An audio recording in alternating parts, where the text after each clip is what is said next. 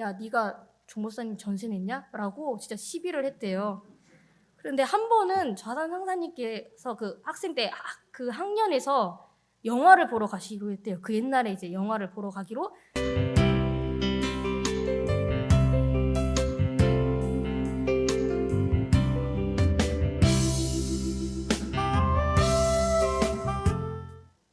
법문을 봉독해 드리겠습니다. 꾸준히 하기가 어렵나니 하고 또 하면 심력이 쌓이어 매사에 자제함을 얻나니라. 정산종사법어 제11법품편 46장 말씀입니다. 제가 부산에 있을 때 교당에서 운영하던 보습 학원이 있었는데요. 일주일에 한 번씩 제가 가서 초등학교 고학년을 대상으로 인성교육을 진행했습니다.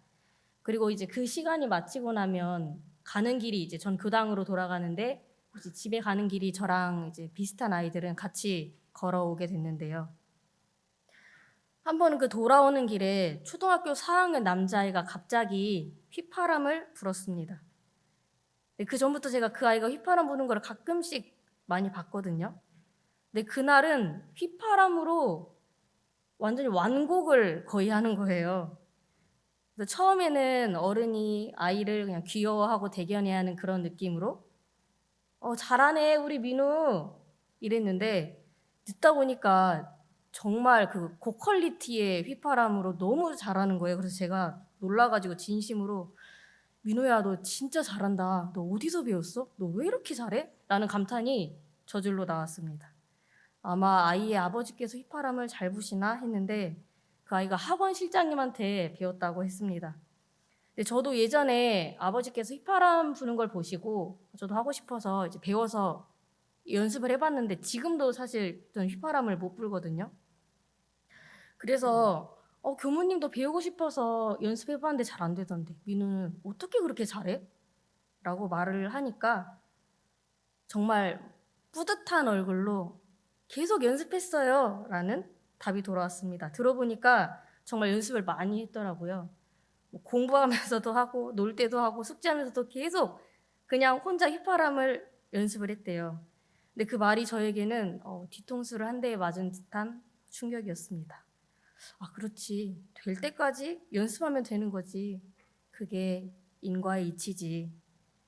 저는 휘파람을 불어보니까 생각처럼 안 돼서 그냥 하다 말다 해서 지금도 못 불고 그 아이는 이게 된다 안 된다라는 생각 없이 그냥 계속 연습을 하니까 저렇게 잘하는 것이고 내가 노력한 만큼 된다라는 것이 너무나 당연한데도 우리가 당연하지 않게 생각하는 것 중 하나인 것 같습니다. 또 몇 주 후에 인성교육을 마치고 이제 그 휘파람을 잘 부는 아이랑 그 아이보다 1살 어린 남자아이가 또 같이 이제 걸어오게 됐는데 그 어린 친구도 휘파람을 잘 부는 거예요. 그래서 제가 시윤아 너 휘파람 어디서 배웠어? 왜 이렇게 잘 불어? 물어보니까 또 학원 실장님이 알려주셨다고 합니다. 그 학원 실장님은 사실 양정교당 교도님이셨는데요. 제가 휘파람 학원을 차리셔도 되겠다라는 생각이 들었습니다. 시윤아 근데 어떻게 이렇게 잘해? 물어보니까 거의 1년을 연습했다고 합니다. 근데 또 한 대 얻어맞은 느낌이었는데요. 그러면서 아 그래 인생은 사실 참 단순하다라는 생각이 들었습니다. 대조하고 또 대조하며 챙기고 또 챙겨서 조사하고 또 조사하여 듣고 또 들으며 행하고 또 행하면 깨치고 또 깨치며 고치고 또 고쳐서 단련하고 또 단련하며 대종경을 보면 이런 표현들이 나옵니다. 제발 하고 또 해봐라. 그리하면 필경은 챙기지 아니하여도 저절로 되어지는 경지까지 도달하라. 하신 그 간절하고 간곡하신 부촉의 말씀. 저는 그 말씀 속에서 자비와 사랑이 가득 느껴집니다. 좌산 상사님 법문 말씀 중에 이런 말씀이 있습니다.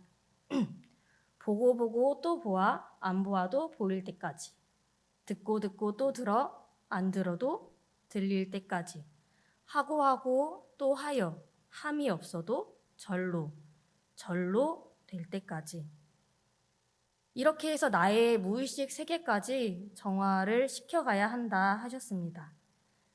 그래서 오늘 저는 도반님들과 하고 또 하자는 것에 대해서 이야기를 해보고자 합니다. 첫째는 무엇이든지 꾸준히 열심히 하면 잘하게 되어 있다. 너무 당연한 이야기죠. 인일능지면 기백지요 인십능지면 기천지라. 중용에 나오는 제가 좋아하는 구절인데요. 다른 사람이 한 번에서 잘하면 나는 100번이라도 하겠다. 다른 사람이 10번에서 잘한다면 나는 1000번이라도 하겠다. 이런 마음 자세로 하는 사람에게는 못할 것이 없다고 생각합니다.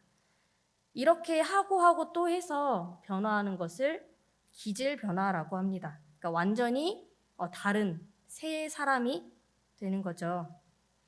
근데 내 마음과 습관이 새로워지는 것도 기질 변화라고 할 수 있지만 못하던 분야에 능하게 되는 것도 기질 변화라고 할 수 있습니다.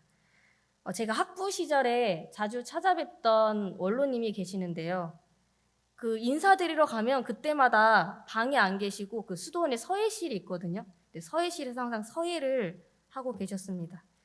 그런데 이제 솔직히 말하자면 제가 학부 1학년 때는 그 어른님의 어떤 실력에 대해서 이제 딱히 말하기 조심스러운 정말 연습하시는 그런 모습이셨는데 제가 대학원을 마칠 즈음에는 이미 실력이 많이 늘으셔서 신규 발령을 받은 저에게 되게 멋진 작품을 주시기도 하셨고 그 후에도 저한테 선물을 무슨 어떤 일이 있어서 뭐 기념할 일이 있어서 선물을 주실 때마다 그 작품성이 엄청 깊어지는구나라는 게 느껴졌습니다. 근데 언젠가 제가 이제 막 그 연습을 하시는 원로님 옆에서 이제 뭐 하시나 기웃거리고 보는데 그 원로님께서는 저한테 이렇게 말씀하셨습니다. 다음 생 준비한다. 지금 이렇게 연습해 두시면 다음 생에는 조금 더 이제 잘하게 되니까 지금부터 내생 준비를 하신다는 말씀이었습니다. 우리도 공부를 하거나 무언가를 새로 배울 때 그런 마음 자세로 해야겠습니다. 지금은 혹시 내가 남들보다 잘 못하고 좀 뒤처지더라도 또 내가 하고 또 하리라. 이번 생 그냥 아예 못한다고 아예 놔버리는 것보다 조금이라도 시작하면 다음 생에는 좀 더 수월할 테니까 조금 더 하고 또 하리라. 부처님이 500생 닦으셨으니 대산종사님께서는 5억생이라도 닦겠다고 하셨잖아요. 근데 저는 항상 그런 마음이 있거든요. 그냥 조금 공부해서 바로 깨치면 좋겠다. 조금 닦으면 바로 그냥 부처되면 좋겠다. 항상 그런 마음이 저에게 있는데 이제 도둑 심보라고 할 수 있습니다. 네. 그런데 우리가 그래 한번 해보자라고 새로운 마음을 내는 거는 그나마 쉬운데 그 마음을 계속 유지하면서 정성을 들여가는 것은 쉽지 않습니다. 그러니까 마음을 먹었을 때 꾸준히 하면 좋은데 꼭 그 우리 피치 못할 사정들이 꼭 생기잖아요. 그거를 오늘은 진짜 어쩔 수 없다. 오늘 정말 어쩔 수 없다라는 그런 사정들이 한 번, 두 번 쌓이게 되면 나중에는 아예 마음이 풀어져 버리게 됩니다. 그렇기 때문에 대종사님께서는 기질 변화 얘기를 하셨지만 사실 사람이 변한다는 것은 그렇게 쉽지 않은 것 같습니다. 황석공의 소설을 보면 신막신어 지성이라는 글귀가 있습니다. 신령스러운 것은 이 지극한 정성보다 더 신령스러운 것이 없다라는 말씀이고 중용에 지성 여신이 있는데 지극한 정성은 신과 같다는 말씀입니다. 대산종사님께서도 학생들에게 성신이라는 휘호를 내리시면서 정성이 바로 귀신이다라고 하셨습니다. 그만큼 정성은 말은 쉽지 않지만 실제로 정성을 들이면 참 쉽지 않고 그렇기 때문에 더욱더 귀한 것입니다. 근데 이렇게 정성을 들인다면 시일의 장단은 있을지언정 이루지 못할 일은 없다라고 말씀을 하셨죠. 사람이 왜 낙을 버리고 고로 들어가는가?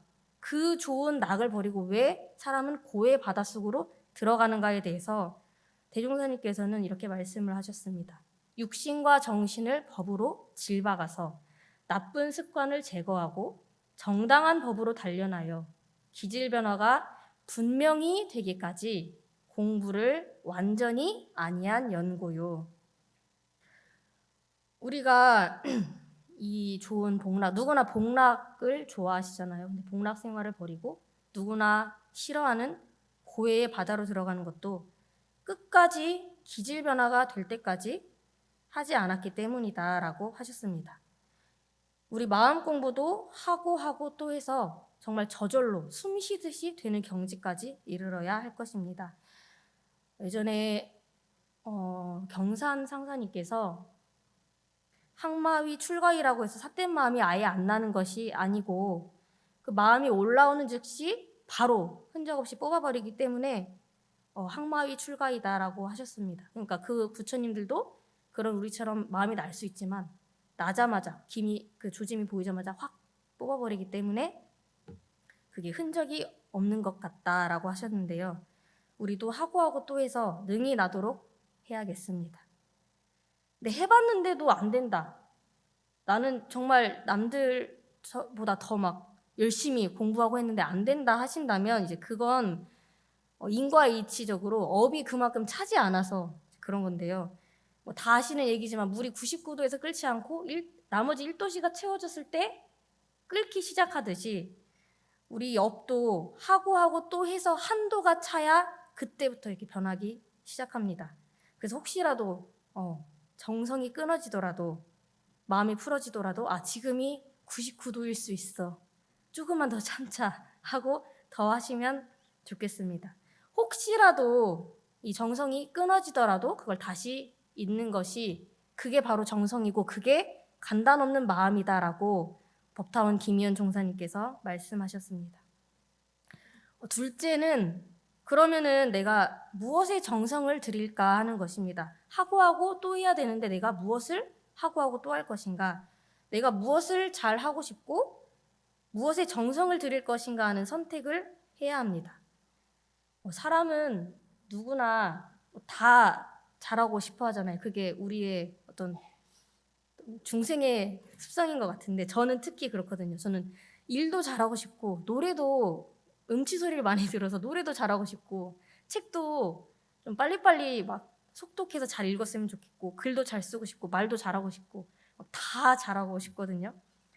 근데 이걸 보면 이걸 잘하고 싶고 저걸 보면 또 저걸 잘하고 싶어요. 근데 꾸준히 하지 못하다 보니까 별로 큰 실력 향상은 없습니다. 근데 이것저것 손만 다 대고 꾸준히 하는 게 없으면 실제로 이런 것이 하나도 없는 사람이 되죠. 그래서 이럴 땐 선택과 집중이 필요합니다.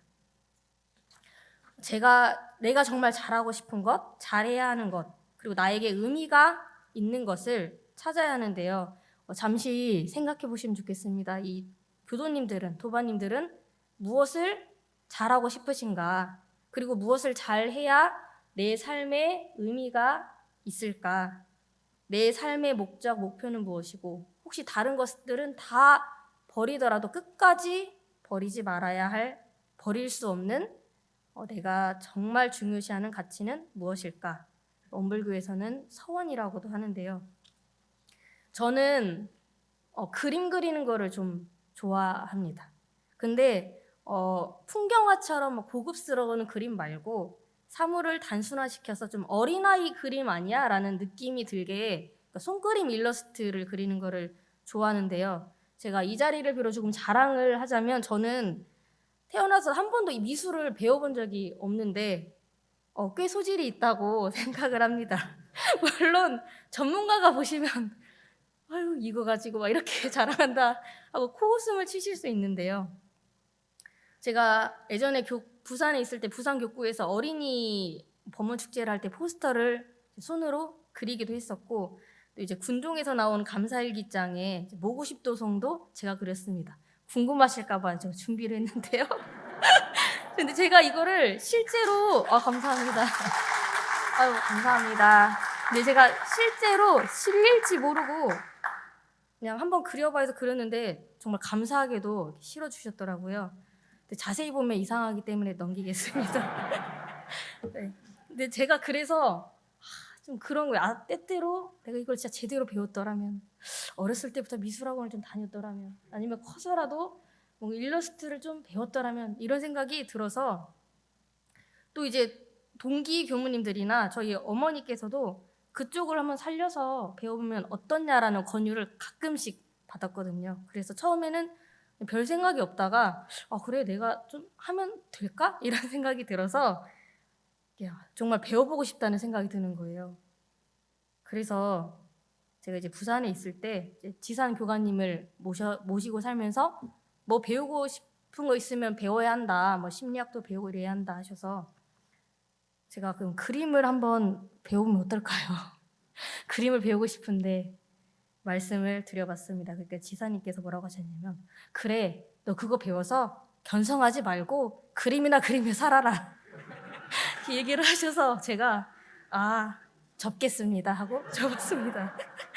그래, 내가 마음 공부하려고 진리 깨달으려고 교무가 됐는데 다른 쪽으로 빠지지 말아야지. 가끔 취미로만 하자 하고 근데 또 마음이 동해서 아, 이거 배우면 좋을 것 같아요. 이거 배우면 교화에 도움이 될 것 같아요. 막 선물도 주고 하면 너무 좋을 것 같아요. 하면은 그런 얘기를 할 때마다 또 교관님께서는 아, 우리 고교무는 이렇게 하고 싶은 게 많아서 언제 공부를 하나 모르겠어. 이렇게 저를 쳐다보지도 않고 그렇게 얘기를 하시니까 아, 접자 또 그래서 또 마음을 접었습니다. 근데 이제 또 문제는 제가 그렇다고 해서 공부를 또 열심히 하는 게 아니라서 또 참 이도저도 아니게 되는데요.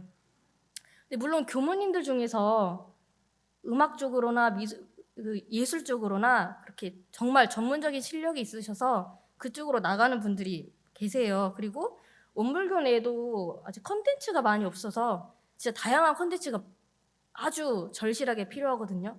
뭘 하나 PPT 하나를 만들려고 해도 원불교 홈페이지에 들어가면은 그동안 해주신 자료는 이미 너무 많이 있어서 아, 좀 더 있으면 좋겠다 그런 생각이 드는데 근데 저는 사실 저를 객관적으로 봤을 때 뭐 사실 그 정도로 실력이 있거나 소질이 있는 것도 아니고 또 사실 제가 정말 하고 싶은 것도 따로 있기 때문에 그건 취미로 남겨두고 컨텐츠를 올려주시는 그런 교무님들이나 교도님들의 그런 은혜를 그냥 감사히 받자라고 생각했습니다.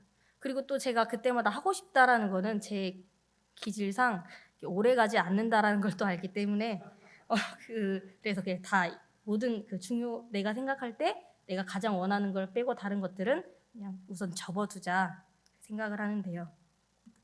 내가 총력을 다해야 하는 일이 있는데 이게 재밌다고 나 이거 좀 잘할 수 있다고 해서 그쪽으로 빠지다 보면 정작 가장 중요하고 큰 일을 그르칠 수 있습니다. 내가 온 마음을 다해서 집중해야 할 일은 무엇일까? 이것에 대해서 선택을 할 수 있어야겠습니다. 영생을 보고 갈 때 내가 정말 이루고 싶은 그 꿈이 무엇일까? 셋째는 바른 스승님의 끌어올려줌이 있어야 합니다. 제가 또 잠깐 뭘 배웠었거든요. 실력 있는 교무님께 우쿨렐레를 잠시 배울 기회가 있었는데 그때는 이제 제가 뭐 대각계 규절을 맞아서 간단하게 공연을 하기로 결심을 하고 잠깐 배운 거였는데요. 근데 생각보다 쉽고 재밌는 거예요. 그래서 제가 그 수업이 마치면 이제 교무님들 몇 분이 모여서 배웠는데 마치고 나면 유튜브로 찾아서 막 또 연습을 하고 혼자서 막 연습을 해보고 손에 그 우쿨렐레 그 줄이 그렇게 뭐지? 되게 세지도 않지만 거의 굳은 살이 박힐 만큼 막 했었거든요. 연습을 하니까 남들보다 더 빨리 늘잖아요. 그것도 재밌는 거예요. 근데 이거는 정말 잠깐 배운 거였고 그 뒤로도 제가 정식으로 학원을 다닌 게 아니다 보니까 딱 그 정도 수준에서만 머물러서 연주를 즐겼고 그 뒤에는 실력 향상이 없었습니다.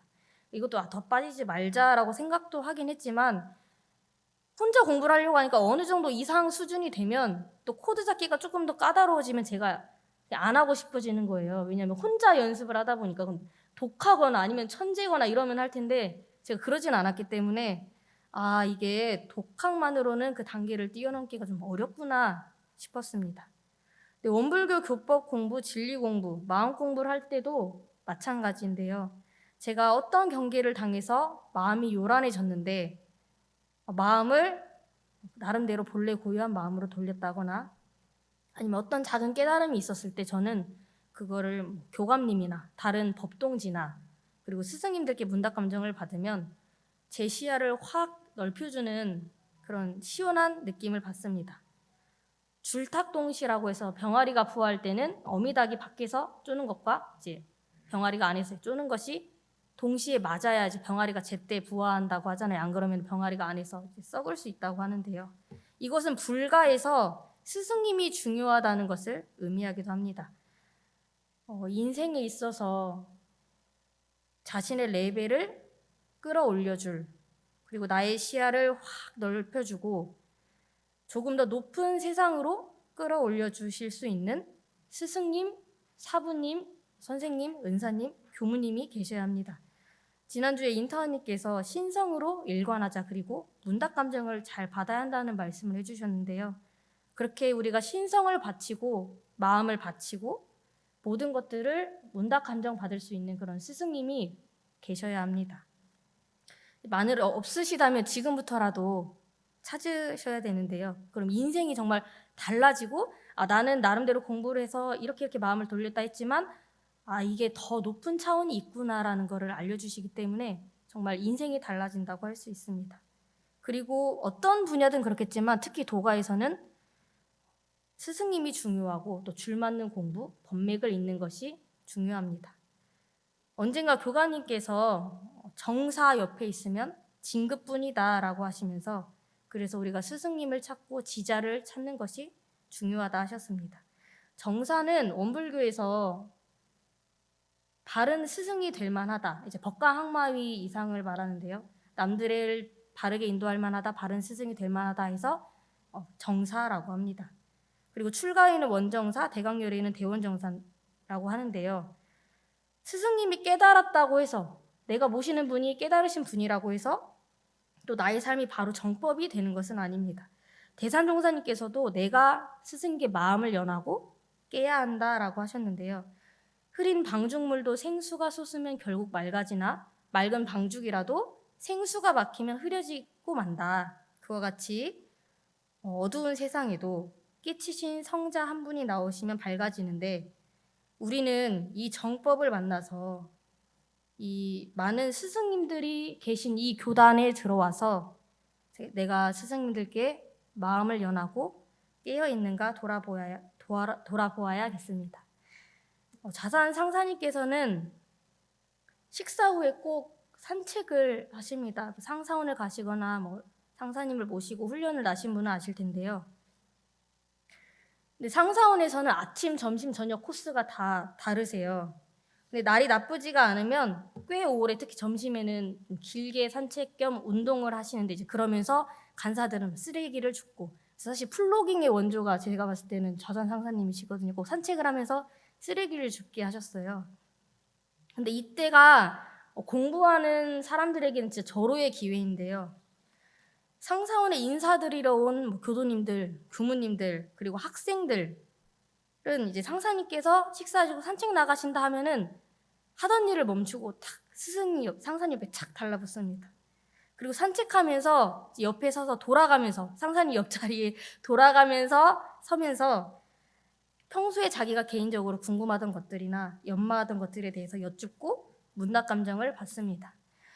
이것은 마치 하나의 문화로 자리 잡혀 있는데요.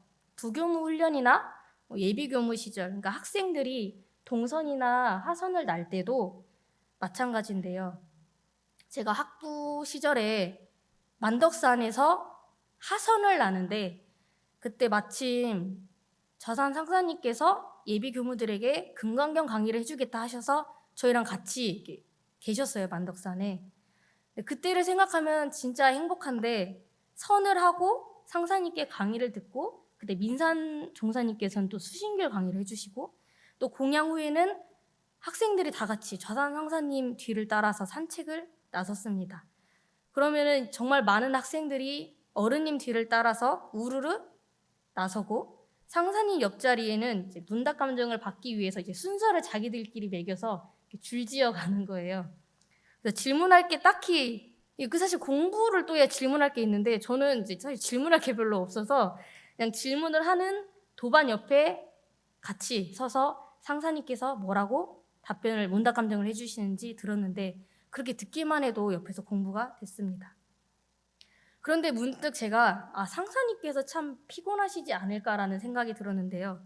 매 산책하실 때마다 많은 학생들이나 제가 추가 교도님들이 옆에 붙어서 이런저런 이야기 하시는 거를 게다가 걸음도 되게 빨리 걸으시는데 빨리 걸으시면서 운동을 하시면서 그 이야기를 집중해서 들으시면서 그에 대해서 적실하게 문답 감정을 해주시니까 상사님께서는 언제 쉬실까 싶은 거예요. 그래서 제가 질문할 것은 공부거리는 없었지만 그 질문을 했거든요.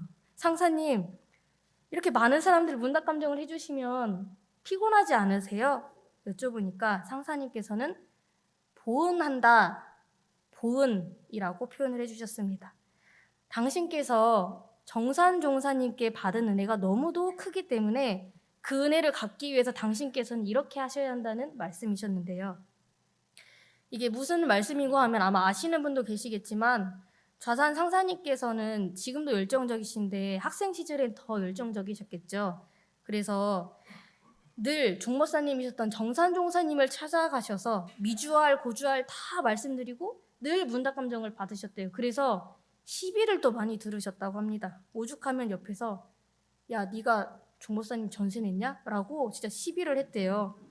그런데 한 번은 좌산 상사님께서 그 학생 때 그 학년에서 영화를 보러 가시기로 했대요. 그 옛날에 이제 영화를 보러 가기로 학년에서 결의를 했는데 상사님께서 종고사님을 찾아가셔서 저희 학년에서 영화를 보러 가는데 가도 될까요? 이렇게 여쭈셨대요. 근데 그 정산 종사님께서 가지 마라 하셔서 그 학년에서 진짜 못 갔대요. 그러니까 저도 그 학년이었으면은 원망을 했겠죠. 뭐 그런 것까지 종고사님한테 말해가지고 영화 안 볼 거면 자기만 안 보면 되지. 왜 우리까지 못 보게 이랬을 것 같은데. 근데 이제 중요한 거는 그 마음이죠. 스승님을 향한 그 신성과 마음, 정말 털끝만한 것까지도 다 말씀드리는 그 신성이 참 우리가 배워야 할 것이라고 생각합니다. 신성품 1장을 보면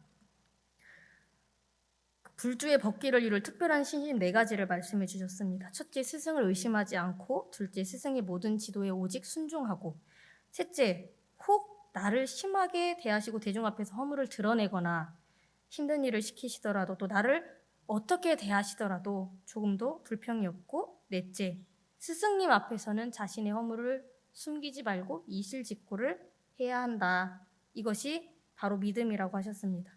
이 믿음이 건네져야 법이 전해지고 내가 먼저 믿음을 바쳐야 법이 건네지게 됩니다. 부모는 내리사랑이지만 스승은 오르사랑, 치사랑이다라는 말을 들은 적이 있는데요. 내가 먼저 스승님께 믿음을 바칠 때 스승님의 그 법이 건네지게 되고 그때가 바로 우리의 대진급의 기회가 됩니다. 지난 화요선방 수신결 강의 중에 교관님께서 성품과 업에 대한 비유를 들어주셨습니다. 제가 저작권을 위해 제 사진을 준비해 봤습니다. 그때 뭐라고 말씀을 하셨냐면 바다의 색깔은 하늘의 색깔을 그대로 비추어냅니다. 하늘이 맑고 푸르면 바다 색깔도 맑고 푸르며 하늘에 구름이 끼면 바다 또한 잿빛이 됩니다. 참 바다는 스스로 색깔이 없고 경계가 나타나면 그저 비추는데 그저 비출 뿐인 것을 알면 바다를 안다 할 수 있습니다. 바다는 스스로 무심해서 일체 경계를 비추되 물들 바도 없고 물들 것도 없습니다. 바다가 잿빛이 되니까 그 구름을 다 걷어내야 한다. 바다가 파란색이니까 저 파란색을 다 걷어내야 한다 이런다면 바다를 모르는 것이죠. 비추는 것마다 막 다 열심히 막 걷어내야 한다면 그 업이 닿을 날이 없을 것입니다. 왜냐하면 그 바다에는 하루라도 경계가 비치지 않는 날이 없기 때문입니다. 자신의 모습을 비추는 거울을 벽에 걸어놓고 거울에 아무것도 비치지 않도록 아무도 못 지나가게 하고 그 어느 것도 안 비치게 막는다면 그 거울을 어디에 쓸 것인가? 거울은 스스로 무심해서 일체 경계를 환히 비추되 물들 것도 없고 물든 바도 없다. 비친 모습, 거울에 비친 그 경계는 그냥 지나가게 두면 된다. 지나가면 그만이다. 마찬가지로 우리의 업이 어떻고, 우리 중생 마음이 어떻고, 번뇌가 어떻고, 우리 마음이 이렇고 저렇다 하는데, 그래가지고야 어찌 우리 참 마음을 알 수 있겠느냐.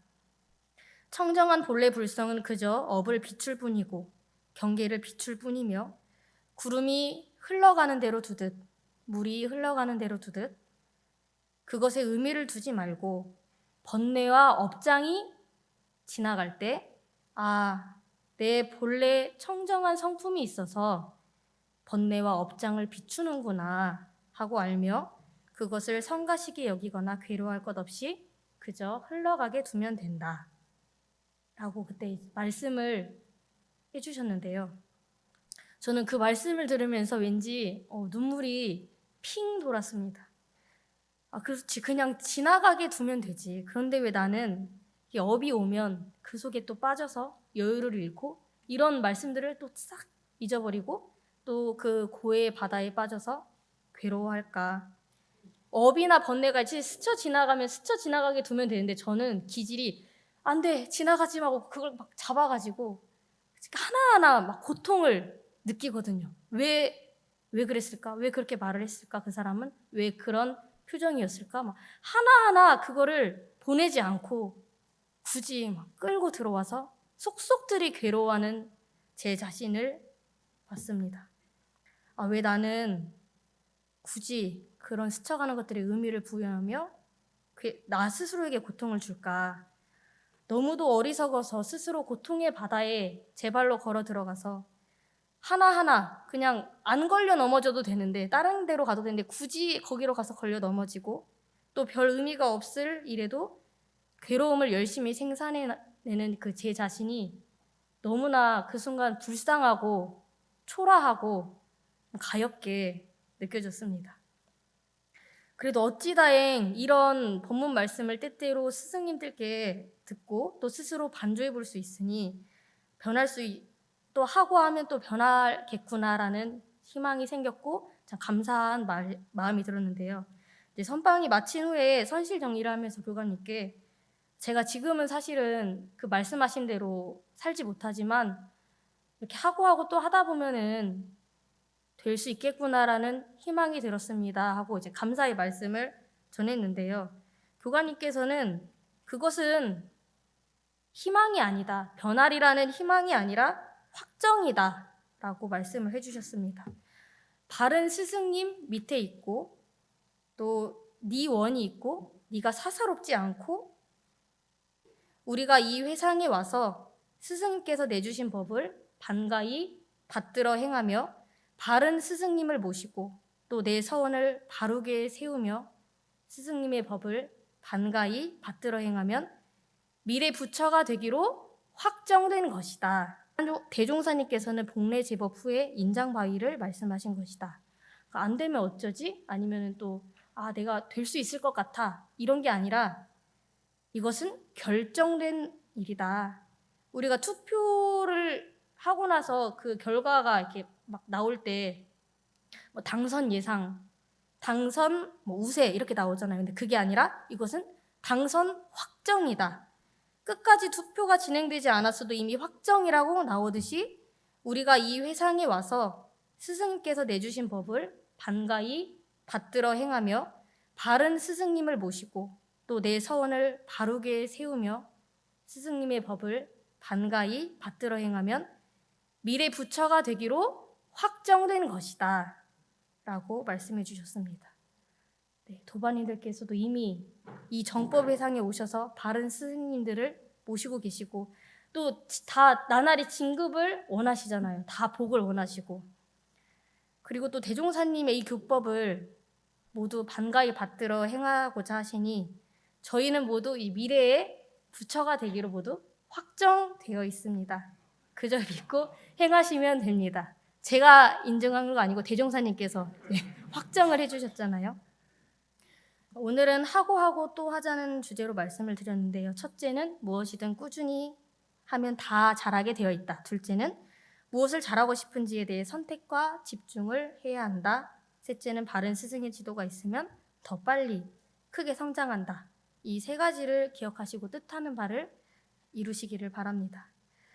한 제자가 대종사님께 여쭙습니다. 대종사님, 제일 사랑하시는 제자가 어떤 제자입니까?